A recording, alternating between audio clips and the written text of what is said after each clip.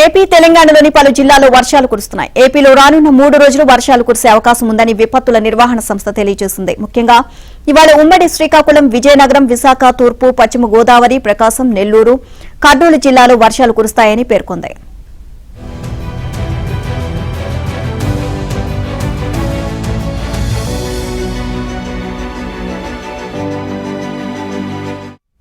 అటు నిన్న రాత్రి ఉమ్మడి కృష్ణా, గుంటూరు జిల్లాలో భారీ వర్షం కురిసింది. విజయవాడలో కుండపోతకు రోడ్లపై వర్షపు నీరు నిలిచిపోయింది. దీంతో వాహనదారులు తీవ్ర ఇబ్బందులు పడ్డారు.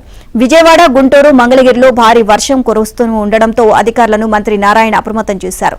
చిత్తూరులో గాలివాన బీభత్సం సృష్టించింది. చిత్తూరులోని పలమనేరు రోడ్డులో గాలివానకు భారీ వృక్షం విరిగిపడి రోడ్డు మీద పడిపోయింది. ఈ ఘటనలో 3 తీవ్రంగా గాయపడ్డారు.